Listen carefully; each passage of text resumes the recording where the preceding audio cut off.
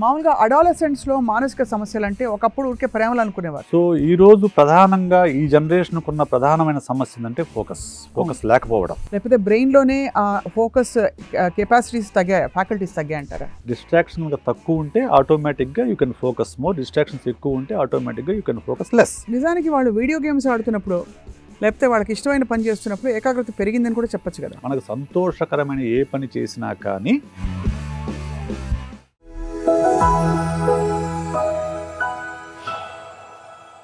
ఇది కేవలం సమాచారంగా మాత్రమే భావించండి. వైద్య నిపుణులను సంప్రదించండి. Hello and welcome to Sakshi life.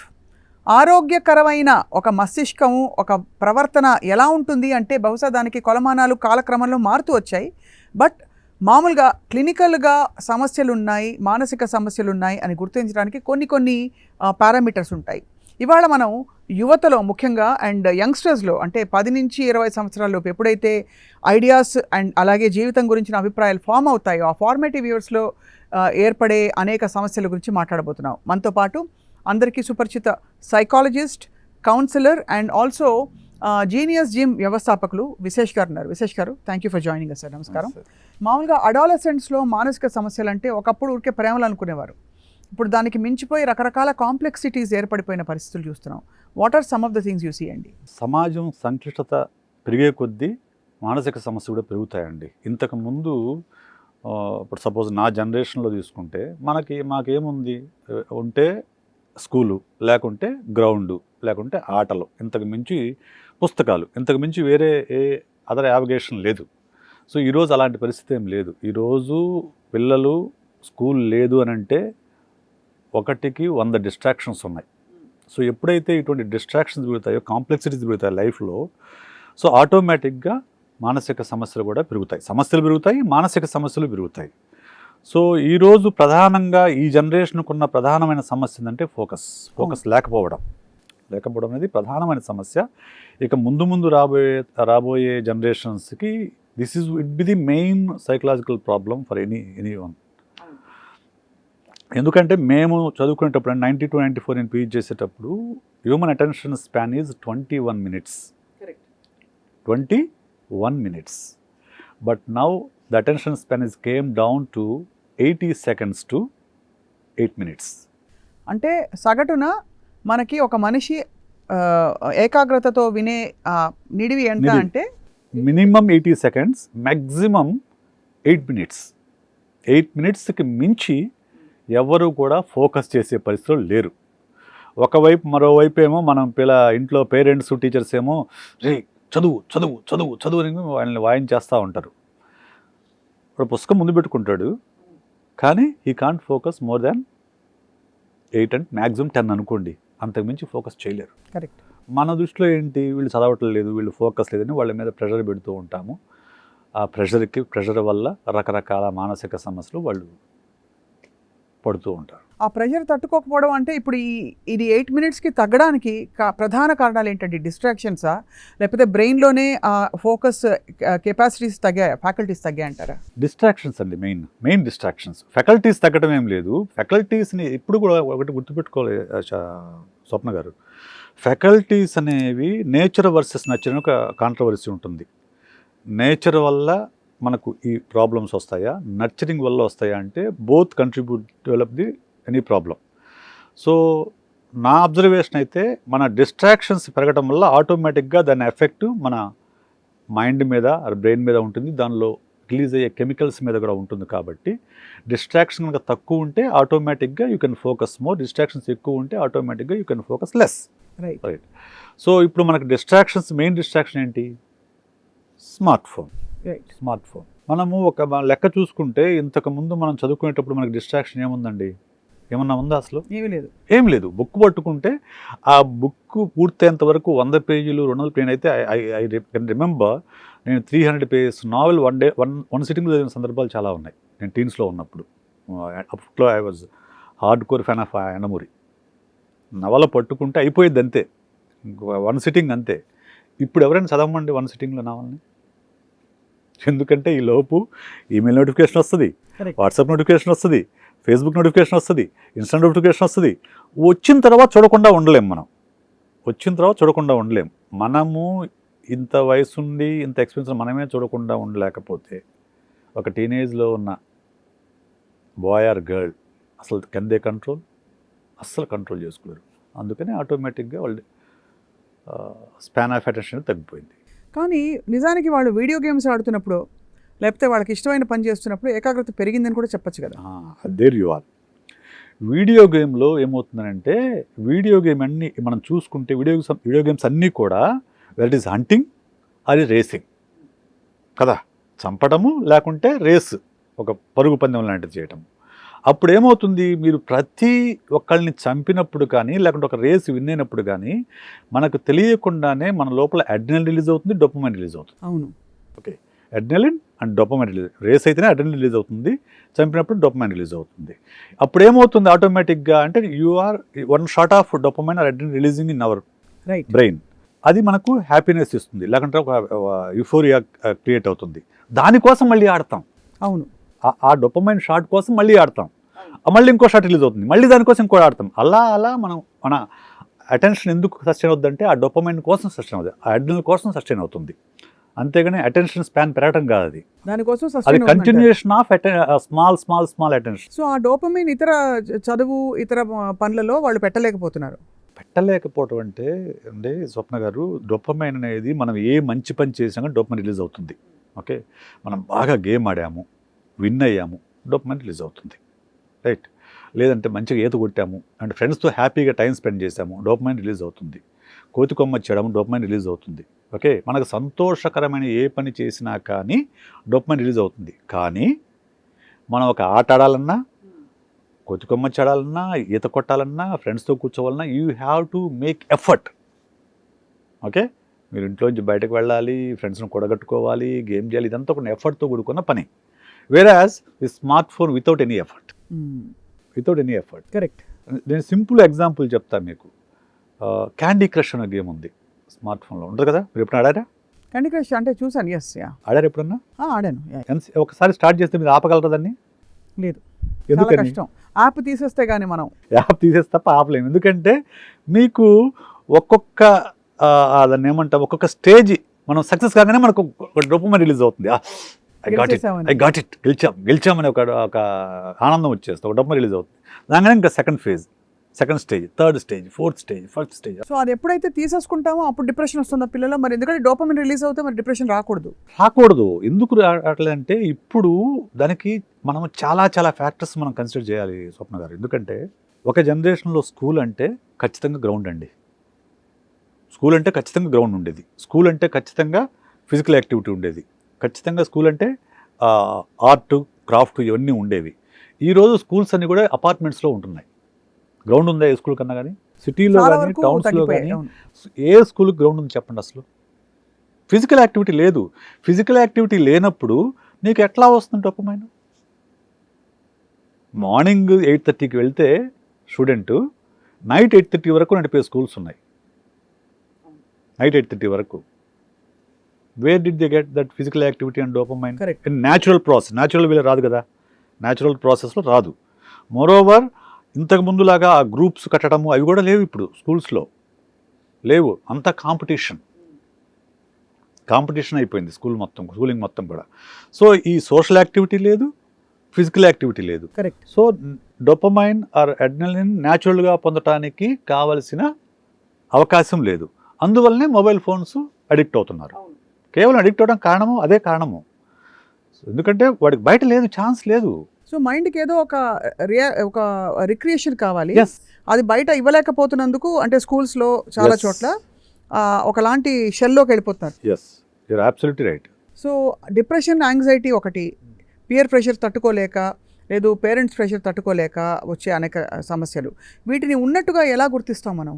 అంటే ప్రొఫెషనల్ హెల్ప్ కావాలని చెప్పి. ఓకే, ఫస్ట్ పాయింట్ అండి, ఎవరైనా కానీ సింపుల్ సిమ్టమ్ ఏంటంటే వాళ్ళు నార్మల్గా ఉన్న ప్రవర్తనకి భిన్నంగా ఎవరు ప్రవర్తిస్తున్నా కానీ వాళ్ళల్లో ఏదో జరుగుతుందనే విషయం మనం అబ్జర్వ్ చేయాలి. ఫస్ట్ పాయింట్ అర్థం చేసుకోవాలి.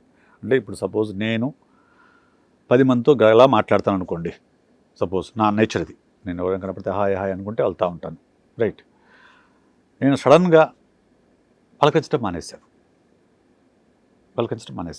So okay something is going in his mind అనే విషయం మనం అర్థం చేసుకోవాలి. లేదు నేను ఎవరితో మాట్లాడకుండా గమ్మునే నా పని నేను చేసుకుపోయి తరహా, నేను సడన్గా అందరినీ హాయ్ హాయ్ ఏంటి ఇలా ఉన్నా అని చెప్పేసి ఇలా ఉత్సాహంగా ఉల్లాసంగా ఉన్నా, అప్పుడు కూడా లోపల ఏదో జరుగుతూనే అర్థం.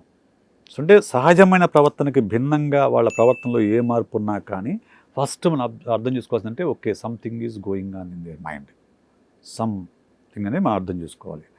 అర్థం చేసుకున్న తర్వాత ఇప్పుడు ఒక్కొక్క సమస్యకి ఒక్కొక్క రకమైన సిమ్టమ్స్ ఉంటాయి.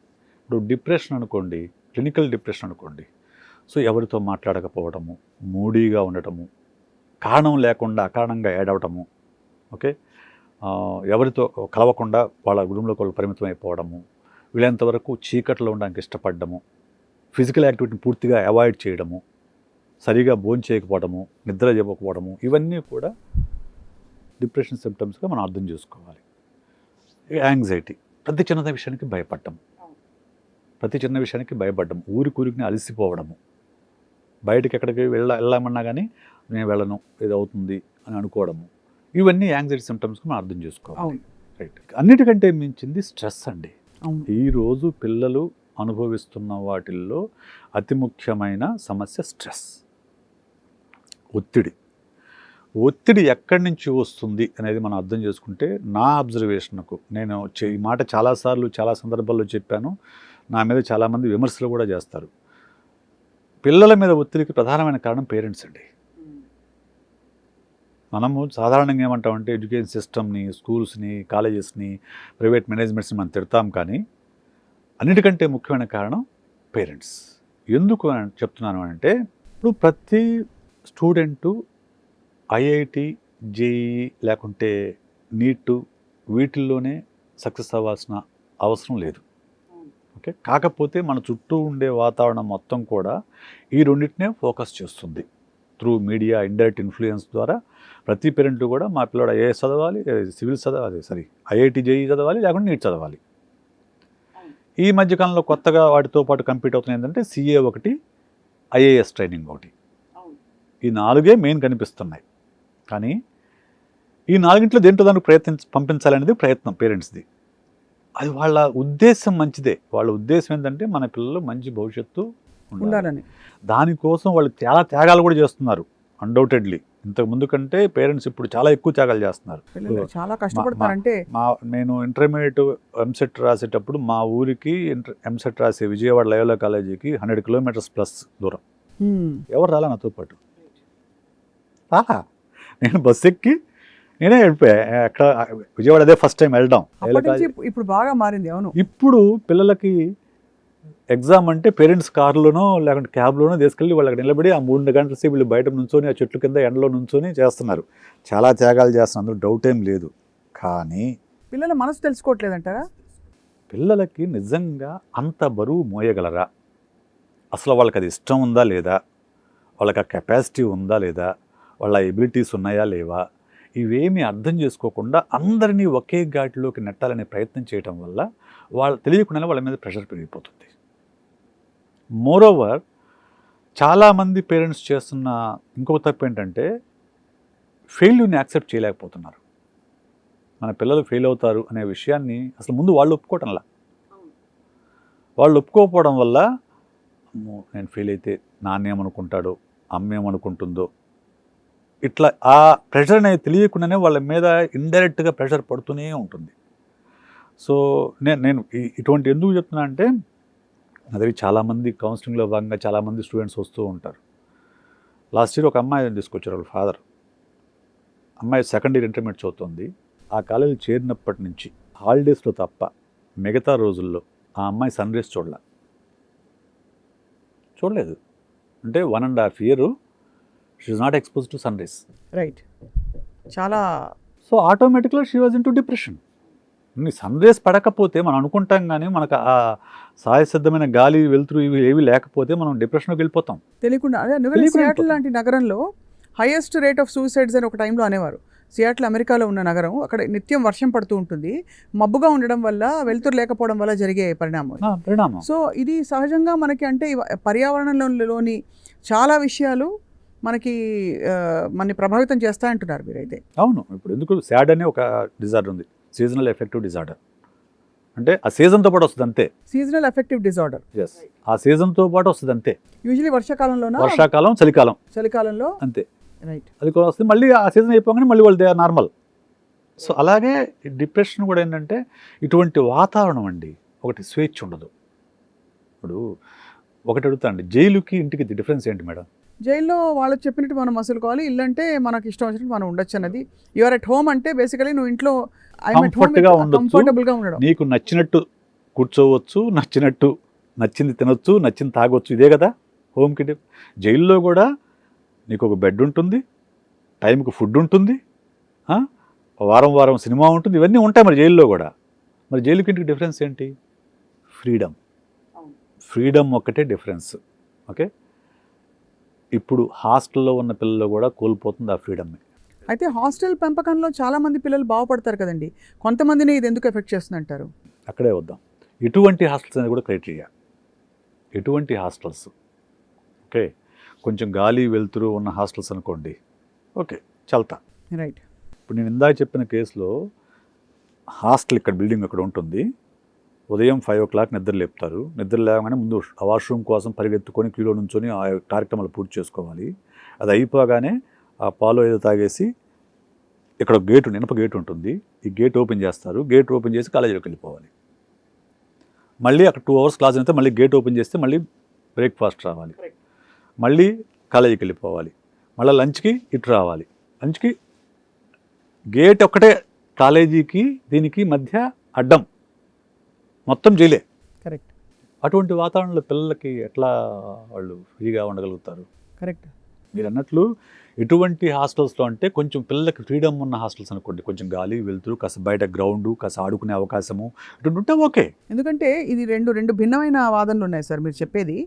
ఒకటి, హాస్టల్ పెంపకంలో పిల్లలు డిసిప్లిన్ నేర్చుకుంటారు కాబట్టి వాళ్ళు అంటే ఆ టైంకి 5ంటికి లేవడం, ముందు మార్నింగ్ ఎక్సర్సైజ్, మేము యోగా నేర్పిస్తాం, అది ఇది అని చెప్పే కొన్ని హాస్టల్ ఫెసిలిటీస్లో ఇవన్నీ చేయిస్తారు కాబట్టి వాళ్ళది ఒక సెల్ఫ్ రిలయంట్ యాటిట్యూడ్ వస్తుంది, వాళ్ళ పనులు వాళ్ళు చేసుకుంటారు. You're absolutely right. I'm talking about the intermediate, special intermediate education సంబంధించిన హాస్టల్స్ గురించి మాట్లాడుతున్నాను. కరెక్ట్, మీరు అనేది రైట్. ఓకే, స్కూల్ హాస్టల్స్ చాలా వరకు బాగున్నాయి, ఎందుకంటే స్కూల్స్ అన్ని కొంతవరకు బెటర్ ఎన్విరాన్మెంట్లో ఉన్నాయి. ప్రైవేట్ స్కూల్స్ కాకుండా కొంచెం నేను ఐ కుడ్ సే దట్ కమిటీల ఆధారంగా నడిపించబడే స్కూల్స్ బాగున్నాయండి. ఇప్పుడు భవన్స్ లాంటివి మన దగ్గర, ఓబుల్ రెడ్డి లాంటివి, ఇటువంటి ఏదో కమిటీలు ఉన్నాయో ఆ స్కూల్స్ బాగున్నాయి. వేరేజ్ పూర్తి కమర్షియల్స్లో లేకుంటే కార్పొరేట్ స్టైల్లో ఉండే schools I don't prefer. And అలాగే మీరు అంటున్నది ఇంకోవైపు చాలా క్లోజ్ రూమ్స్, రిజిడ్ రొటీన్స్ పెట్టేసే హాస్టల్స్లో క్రమంగా వాళ్ళు డిప్రెషన్లోకి, జైల్లో వెళ్ళినట్టు ఫీల్ అవుతారు. సటన్లీ, మీ దగ్గర చాలా మంది వచ్చి ఉంటారు ఇలాంటి. చాలా మంది నా దగ్గరకు వచ్చేవాళ్ళు ఎక్కువ మంది స్టూడెంట్స్, వాళ్ళ పేరెంట్స్ తీసుకొస్తారు. సార్ మా పాపను కొంచెం చూడండి సార్, మా బాబుని కొంచెం చూడండి సార్. ఏం మార్పులు చెప్తారు మీరు అప్పుడు? హాస్టల్ని తీసేయమంటారా? మనం చెప్పినా వాళ్ళు తీసేయరండి, మనం చెప్పినా వేస్ట్. ఇప్పుడు నేను సైకాలజిస్ట్ నేను చెప్పినా కానీ సార్ ఇంకా 4 నెలలే కదా సార్ అంటారు. ఇంకో 4 నెలలు లాగేద్దాం, 4 నెలలు లాగేద్దాం అంటే టైమ్ ఇస్ సో ప్రెషియస్ అని అనుకుంటారు. నేను అప్పుడు ఏం చేస్తామంటే, మేము యూజువల్గా నా దగ్గరికి ఎవరు వచ్చినా కానీ మేము టెస్ట్ చేస్తానండి. టెస్ట్ చేయకుండా ఎవరికి కూడా మనం వీళ్ళకి యాంగ్జైటీ ఉంది కానీ డిప్రెషన్ కానీ మనం లేబులింగ్ చేయకూడదు కాబట్టి ముందు నేను వాళ్ళతో మాట్లాడిన తర్వాత వాళ్ళకి ఏ ప్రాబ్లం ఉందో బేసిక్ ఐడెంటిఫై చేసిన తర్వాత వాళ్ళకు టెస్ట్ ఇస్తాము. ఆ టెస్ట్లో వచ్చిన స్కోర్ను బట్టి వాళ్ళకు సజెషన్స్ ఇవి చెప్తాను, పేరెంట్స్ ఇద్దరు కూర్చోబెట్టి. In case if they have suicide ideation, అప్పుడు మాత్రం పేరెంట్ వెంటనే చెప్పేస్తా, మీరు ఫస్ట్ ఆ పాపని లేకపోతే బాబుని హాస్టల్ నుంచి బయట తీసుకురండి first. She needs professional help, immediate professional help. ఎందుకంటే ఒక సైకాలజిస్ట్ కానివ్వండి, సైకాట్రిస్ట్ కానివ్వండి, ఎక్కువ భయపడేది మేము సూసైడ్ ఐడియేషన్కి. ఎందుకంటే అది ఉందంటే ప్రమాదకరం. వాళ్ళు నెగ్లెక్ట్ చేయకూడదు, ఏమాత్రం నెగ్లెక్ట్ చేసినా కానీ వాళ్ళు ఏ క్షణంలో. అక్కడ ఫైన్ లైన్ ఏంటంటే విశేష్ గారు, it is very difficult because growing up ఇయర్స్లో అండి, టీనేజ్ కదా అలాగే ఉంటారు అని తోసిపడేస్తాం చాలా విషయాలు. చాలామంది తోసిపడేస్తారు. నేను క్లియర్గా పేరెంట్స్ ఒకటే చెప్తాను, సందర్భం వచ్చింది అనుకోండి, మీకు మీ బాబు కావాలా, చదువు కావాలో మీరు తెలుసుకోండి. 2-3 years బ్యాక్ నా దగ్గరికి ఒక తెలిసిన వాళ్ళే ఒక బాబుని తీసుకొచ్చారు కౌన్సిలింగ్కి. అతను ఇంజనీరింగ్ 2nd year చదువుతూ నేను డిస్కంటిన్యూ చేస్తాను, నాకు ఇది నచ్చడం లేదు, నేను డిస్కంటిన్యూ చేసి నేను ఆర్ట్స్లో చేరతాను, నేను మీడియాలోకి వెళ్దాం అనుకున్నా అని చెప్పేసి గొడవ చేస్తుంటే తీసుకొచ్చారు. ఒక్కడే కొడుకు, 2 కుటుంబాలకి అన్నదమ్ముల పిల్లలకి ఒక్కడే కొడుకు, రైట్, కొంచెం బాగా రాజకీయంగా డబ్బున్న ఫ్యామిలీ, పలుకుబడి డబ్బు 2 ఉన్న ఫ్యామిలీ తీసుకొచ్చారు. తీసుకొచ్చిన తర్వాత అతనితో నేను మాట్లాడాను. హీఈస్ గుడ్ ఎనఫ్, కాకపోతే వాడికి ఇష్టం లేదు, ఇంజనీరింగ్ చదవడం ఇష్టం లేదు. నేను క్లియర్గా కూర్చోబెట్టి వాళ్ళ ఫాదర్కి, వాళ్ళ బాబాయికి వాళ్ళకి క్లియర్గా చెప్పా, వద్దు ఇతను, ఎట్టి పరిస్థితి ఇతన్ని ఇక్కడ ఉంచొద్దు, అతను నచ్చిన దాన్ని చదవనివ్వండి, అతను ఎందుకంటే సూసైడ్ ఐడియేషన్ ఉంది అతని దగ్గర, సో అది ఇబ్బంది కలిగిస్తుంది మీకు అని చెప్తే, అవునా సార్, ఓకే సార్, మేము ఖచ్చితంగా మాకు ఉన్నది ఒకటే సార్ అది చెప్పారు. మళ్ళీ ఇంటికి వెళ్ళిన తర్వాత ఆడి బ్రెయిన్ వాష్ చేసి మళ్ళీ అక్కడే చెప్పించారు, అక్కడే కంటిన్యూ చేయించారు. 4th ఇయర్ స్టార్టింగ్లో ఈ కమిటెడ్ సూసైడ్. చాలా దురదృష్టకరం.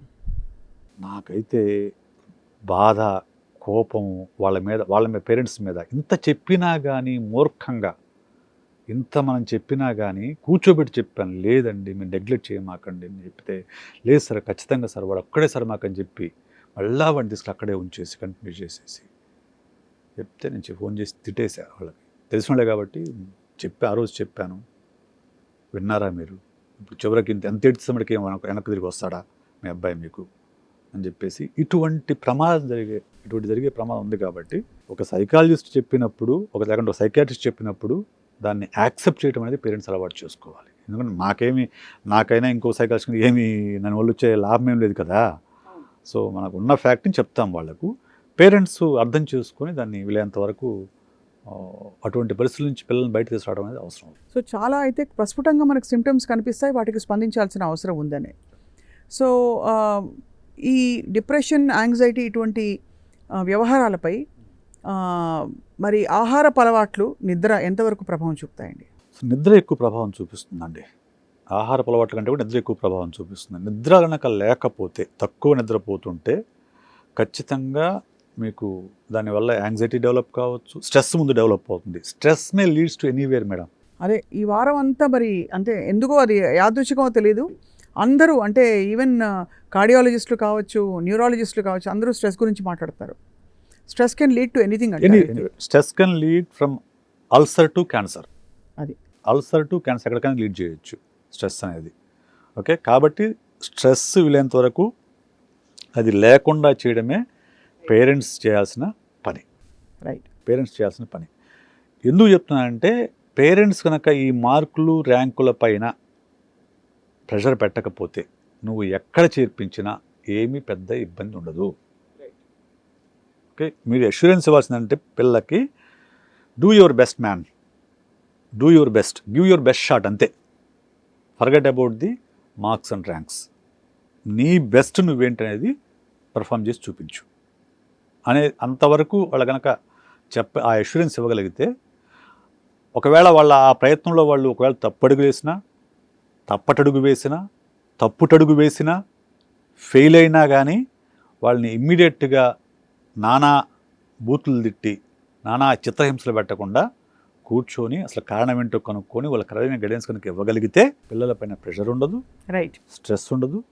వాళ్ళు అప్పుడు ఫెయిల్యూర్ని కూడా ఒక పాజిటివ్ వేలో తీసుకుని, దాన్ని ఒక ఛాలెంజ్ తీసుకుని మళ్ళీ రెండోసారి అయినా కానీ సక్సెస్ సాధించగలుగుతారు. అందులో కాంపిటేటివ్ ఎగ్జామ్స్లో చాలా తరచుగా జరుగుతుంది. ర్యాంకులు రాక పిల్లలకి అవును మళ్ళీ అటెంప్ట్ ఇవ్వాల్సి వచ్చి ఇంత డబ్బులు తగిలేస్తానని పేరెంట్స్ ఫీల్ అయిపోయి. కానీ ఓవరాల్గా విశేష్ గారు, టీనేజర్స్కి పేరెంట్స్కి మధ్య హెల్దీ ర్యాపో ఉండడానికి మీరు సజెస్ట్ చేసే 2-3 చిట్కాలు? ఉదాహరణకి కలిసి మీరు షాపింగ్ వెళ్ళండి, కలిసి వంట చేయండి, ఏదో ఉంటాయి కదండి. సింపుల్ అండి. మనకు పాతకాలంలో ఒక మాట చెప్పేవాళ్ళు, వయసుకు వచ్చిన పిల్లల్ని స్నేహితుల్లాగా చూడాలని చెప్పేసి. Okay, simple, just follow that. టీనేజ్లోకి వచ్చిన పిల్లల్ని ఎప్పుడూ కూడా మన ఫ్రెండ్స్ లాగా ట్రీట్ చేయాలి. రైట్, ఓకే, ఫ్రెండ్స్ అంటే ఏముంటుంది, ఎవరి స్పేస్ వాళ్ళకు ఉంటుంది. ఫ్రెండ్స్ అంటే ఎవరి స్పేస్ వాళ్ళకు ఉంటుంది. మనకిద్దరికి కలిసి నచ్చిన పనులు కలిసి చేస్తాం. Right, correct. టీనేజ్ విషయంలో అదే ఉంటుంది. ఇంకోటి, టీనేజ్ విషయంలో పేరెంట్స్ పొరపాటు పడేది ఏంటంటే, మెయిన్గా నేను చూసినవి, అబ్జర్వ్ చేసినవి, 1 వాళ్ళు మాకు ఎదురు మాట్లాడుతున్నారు. ఓకే, 2 ఫోన్ చూస్తున్నారు, 3 ఆపోజిట్ సెక్స్ పట్ల అట్రాక్ట్ అవుతున్నారు. These are the major complaints from the parents. నేను చెప్తున్నాను, ఈ all these 3 are very normal behaviours. వీటిని హైరాణ పడాల్సిన అవసరం లేదు. అస్సలు అవసరం లేదు. ఇది చాలా మంచి చిట్కా ఇచ్చారు. ఆ లీడ్ చాలు. Treat them like friends. ఒక వయసు దాటాక 15-16 సంవత్సరాలు దాటిన తర్వాత వాళ్ళకి తద్వారా వాళ్ళకి ఒక ఎంపవర్మెంట్ కూడా వస్తుంది. అండ్ బహుశా వాళ్ళు ఓపెన్ అప్ అవ్వడానికి ఒక వేదిక ఇస్తున్నాం మనం. అంటే ఒకటండి, ఇప్పుడు ఇక్కడ ఈ 3 పాయింట్ గురించి మనం మాట్లాడుకుందాం. ఫస్ట్ పాయింట్, మాకు ఎదురు చెప్తున్నారు. అది ఎదురు చెప్పడం కాదు. అప్పటి వరకు తల్లిచాటు బిడ్డలుగా తండ్రి చాటు బిడ్డలుగా ఉన్న పిల్లలు ఆ టీనేజ్లోకి వచ్చినప్పటి నుంచి ఓన్ పర్సనాలిటీని డెవలప్ చేసుకోవడం మొదలు పెడతారు. Own behaviour, own value system, own behaviours, own attitude develop చేసుకుని మొదలు పెడతారు. అందులో భాగంగా అప్పటి వరకు పేరెంట్స్ చెప్పిన దానికి భిన్నంగా వాళ్ళ సొంత గొంతుకు వినిపించడం మొదలు పెడతారు. అది మనకు వ్యతిరేక మాట అనిపిస్తుంది, వ్యతిరేక మాట్లాడటం కాదు. అది వాళ్ళ సొంత అభిప్రాయం విషయం అర్థం చేసుకుంటే అక్కడితో వాళ్ళతో గొడవ ఉండదు. 2, ఫోన్ చూస్తున్నారు. టీనేజ్లోకి వచ్చిన తర్వాత ఆపోజిట్ సెక్స్ పట్ల అట్రాక్షన్ అనేది సహజం. మా జనరేషన్ అయితే బుక్స్ చదివాము, ఆ తర్వాత జనరేషన్లో వీడియో క్యాసెట్స్ తెచ్చుకొని చూశారు. ఇప్పుడు జనరేషన్లో మొబైల్లో చూస్తున్నారు. రైట్. సో చూసినంత మాత్రాన చేస్తారనుకోవడం తప్పు. అయితే దానివల్ల ఫోన్ చూస్తున్నారనో ఇంకోటి జన వాళ్ళని పిలిచి తిట్టి లేకుంటే హౌస్ అరెస్ట్ చేసి మొబైల్ లాక్కొని వాళ్ళకి శత్రువులుగా మారే కంటే కూడా వాళ్ళని కూర్చోబెట్టి సమయం సందర్భం చూసుకొని దీనివల్ల వచ్చే నష్టాలు ఏమిటనే విషయం వాళ్ళకి వివరించగలిగితే బాగుంటుంది. కరెక్ట్. నష్టాలు ఏమిటి వివరించగలిగితే they can come out of it. అంతేగాని ఆంక్షలు పెడితే వాళ్ళు రెచ్చిపోతారు. ఇంకా రైట్, మీకు చెప్పకుండా చేస్తారు అంతే. 3వది, ప్రేమలో పడతారు అనేది ఆపోజిట్ సెక్స్. టీనేజ్లోకి వచ్చిన తర్వాత ఆపోజిట్ సెక్స్ పట్ల అట్రాక్షన్ లేకపోతే అది అబ్నార్మల్. ఓకే, ఆపోజిట్ సెక్స్ పట్ల అట్రాక్షన్ అయితే దట్ ఈస్ వెరీ నార్మల్. అంటే సేమ్ సెక్స్ అని కూడా అంటున్నారండి బాబు. సేమ్ సెక్స్ కూడా అంటున్నారు ఇప్పుడు. Okay, so opposite sex attraction ఉందంటే ఓకే, మీ అబ్బాయి కానీ అమ్మాయి కానీ చాలా హెల్దీగా గ్రో అవుతుంది, డెవలప్ అవుతుందని అర్థం. రైట్, అర్థం. అయితే మనం భయపడేది ఏంటంటే ఇది ఎక్కడ దారి తీస్తుందో అని చెప్పేసి భయం పేరెంట్స్కి. కానీ ఇన్ఫాచ్యుయేషన్స్ అన్నీ కూడా ప్రేమగా మారవు, ప్రేమలన్నీ కూడా రిలేషన్షిప్గా మారవు, రిలేషన్షిప్స్ అన్నీ కూడా పెళ్లి దాకా రావు. కాబట్టి ఇన్ని దశలు దాటుకొని రావడం అనేది రైట్ చాలా కష్టం. చాలా వరకు ఇన్ఫాచ్యుయేషన్ మిగిలిపోతాయి, అక్కడే వాళ్ళ మనసులోనే ఉంటాయి, వెళ్ళిపోతాయి. సో కాబట్టి దాని గురించి వర్రీ అవ్వాల్సిన అవసరం లేదు. ఒకవేళ ప్రేమలో ఉన్నారని తెలిసినా కానీ కూర్చోబెట్టుకుని మాట్లాడాలి వాళ్ళతో. కరెక్ట్. చక్కగా కూర్చోబెట్టుకుని ఏంటి, ఎవరా అబ్బాయి లేకపోతే ఎవరా అమ్మాయి, వాళ్ళ పరిస్థితి ఏంటి, నీ వయసు ఎంత, ఇప్పుడు ప్రేమలో పడితే నీ ఫోకస్ డిస్టర్బ్ అవుతుంది, there is time for that, ఇంకా టైం ఉంది దానికి. If you sustain your love up to that, అది అప్ టు యూ అని చెప్పొచ్చు మనం. ఇవన్నీ మనం మాట్లాడరండి మన పేరెంట్స్. ప్రేమలో పడిన దగ్గర ముందు హౌస్ అరెస్ట్ చేస్తారు, మొబైల్ లాగేసుకుంటారు, హౌస్ అరెస్ట్ చేస్తారు, తిడతారు, ఇంకొకళ్ళు కొంతమంది అయితే కొడతారు. అవును, అందువల్లనే అటువంటి ఎక్స్ట్రీమ్ బిహేవియర్స్ కనిపిస్తాయి.